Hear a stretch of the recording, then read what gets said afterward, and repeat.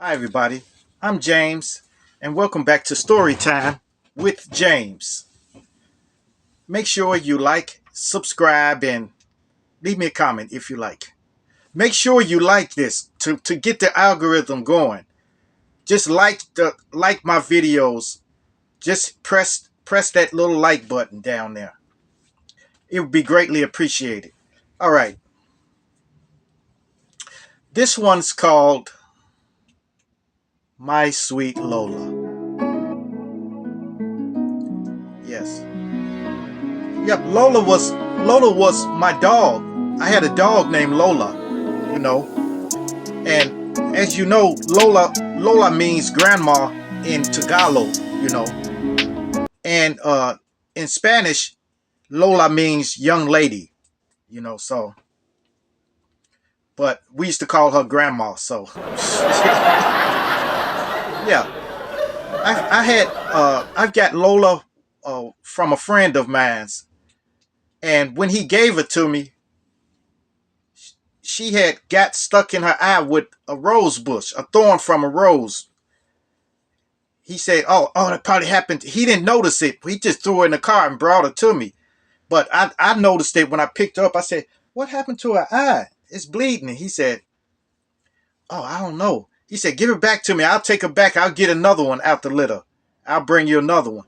And I told him, I said, "No, no, I'll keep her. I want to heal her. So I wanted to heal her. So I took her home, and she became my buddy. She became a friend of mine. And she was real nice with kids and everything, but she was a loaf with strangers, okay? Because she would guard the house. She would bark when somebody come around strange. And I had her along with oh my goodness, with the late great Chemo. Yes, I had her with Chemo because Chemo was the best dog I ever had. Okay, he was the best dog, great, best guard dog, best shuts and trained dog, and he used to bite the sleeve and everything. So he was an excellent all around dog. And he was a family dog. He loved the family. So, well, anyway, this when Chemo got sick, he was having seizures and everything. And he got diagnosed with cancer. Okay, and he had spread all over his body. But I didn't know, and he didn't give me no indication that something was wrong with him. But dogs have a great threshold for pain. So I didn't know. So I kept taking him to the vet, and then they told me take him. You might as well put him to sleep, put Chemo to sleep because it's nothing we can do for him. But I was getting ready to do it, and when they was getting ready to put him to sleep, I told him, no, don't do it. Don't do it. He wants to go home because he looked at me. He looked at me like, man, all this time I was there for you, and I protect your house. I protected you and everything. And you're going to do me like this? So I took him home. And he lived another 2 years after that. They told me months. But he lived another 2 years. And I can't say it was a great 2 years, but because at the end he kind of suffered a little bit, but then he he passed away. Yeah, he passed away. He passed away one day outside. When I told him to go home, I told him, I said, "Look, Chemo," I said, "Look, you can go ahead and go. I'll be okay. I'll be okay. We'll be okay here, you know. But you've done the best that you could. And you fought on and trying to stay alive. So go ahead and go." And this is true too, because I told him to go ahead and go, and then he was asleep. And I went into the house for a minute. I came back out, and he was gone. He was gone. So, and Lola didn't take it well. Because him and Lola, he thought Lola was his mama. Because he was a puppy when I got Lola. When I had Lola, he was a puppy, But Lola she would straighten him out when he would play around too much. She would straighten him out. She didn't play, you know. And he never fought her either. And he wouldn't let nobody else mess with her. So, well, anyway, after Chemo passed away, Lola was really sad around the house, walking back and forth and crying, making like she was crying and stuff like that. So I tried to spend as much time with her as possible. Tried to walk her, take her for long walks and everything like that. But it's every time I would let her out in the backyard, she would be running around backyard looking for something that wasn't there. You know, she would run around looking. You know, so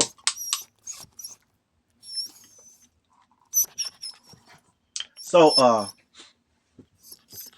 after a couple of weeks later, I went to the backyard where I let Lola out, and I looked in the backyard. She wasn't there, and I kept saying, "Hey, where's Lola? Where's Lola?" So I couldn't find her, and I searched the neighborhood, searched the whole neighborhood, searched all around the neighborhood, and I couldn't find her. And I figured somebody must have taken her because she's a full-blooded Boston Terrier. And man, that hurt me too. First Chemo was gone, then Lola was gone. So I just shrugged it off and continued living life. So after that, my car broke down. Okay. So I was working on my car in the driveway, and then I noticed that I needed a part. So I called to AutoZone and they had it. But AutoZone was a couple of blocks away. So I figured I'd strike out and walk to AutoZone to get the part. So I was walking, walking, walking. And then I came across this neighborhood. It was a real nice neighborhood. And I could walk through that neighborhood and go straight to AutoZone, on Poplar. So I started walking, walking. Then I saw a Boston Terrier that looked like Lola. And so I walked up, and this old lady had her. And I said, just out of the blue, I just said, "Lola, come here, mama." And she started coming to me. She was trying to jump out of her arm. And I said, "Oh my goodness, that is Lola." So I I walked up to her and I bent down and I pet her. I started petting her. And the lady said, "Oh, she knows you." It was an old white lady. She was elderly. So she had to be like 70 years old. She said. So I said, "Yeah, this is my dog." I said, "She ran away like at least 2 years ago, you know, 2 years ago." And she said, "Oh my goodness. Oh, that's so sweet. Okay, I tell you what, I'll give her back to you. You can take her back." And I was happy, but then the old lady, a tear came down her eye, came down her eye. And she said, "Well, Bruce is going to really miss her. He's going to really miss her." And I said, "Who is Bruce?" And she opened a door, and then this a ball. She had a Scottish Terrier, you know, and he was fat and old. Scottish Terrier. He came out like walking out. She said, "Yes, this is Bruce. This is Bruce." And I said, "Hey, Bruce," and he was friendly too. And Lola liked him.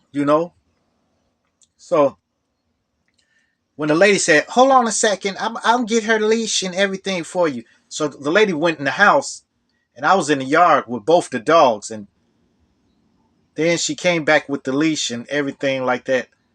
And I said, hold on, ma'am. She said, yes. I said, look, you can go on and keep her. She looks happy here, you know. She looks happy. She's with your dog. She's been around your dog for a couple of years, so you can go on ahead and keep her. And that old lady said she welled up with tears in her eyes and told me, she said, "Oh, really, really? No, no, she's your dog though. Take her." I said, "No, no, go ahead.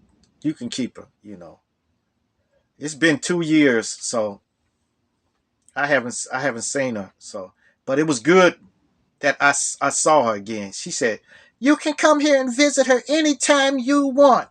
That's what she told me. She said I can come and visit her anytime I want. But I said, okay, yep. But I didn't want to come around. I didn't want her to start missing me, kept and be wanting to come home with me, you know. So I knew I wasn't never coming back, you know. But I pet Lola and I pet Bruce too, you know. Yep. But Lola was a great dog, you know. She protect my house, man. And any small varmints that come around, Lola would get them, you know. Would get them, you know. So I don't know, man. But I miss her though, and I miss Chemo too. Chemo was a great dog, you know. Both of those dogs, no other dog that I ever had could ever measure up to them. Okay, no dog could. That's why I don't have no more dogs now. You know, I could. No dog could measure up to him, and no matter what type of dog it was, it never could measure up to him. You know, so R.I.P. Chemo, and Lola should be gone now by now. So R.I.P. to you, Lola. There's no way she could live this long because this was like in 2007 or 8, you know. So there's no way she could live this long. But okay. All right, you guys. Make sure you like, subscribe, and leave me a comment if you like. And hit that bell notification. Hit that bell notification so that you know every time I drop another video. And share, share, share. Share my videos with your family. Share them with your friends. Share them with your loved ones. And even share it with your enemies.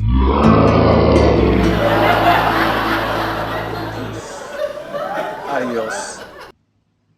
Salamat. Don't cry. Don't cry. Salamat.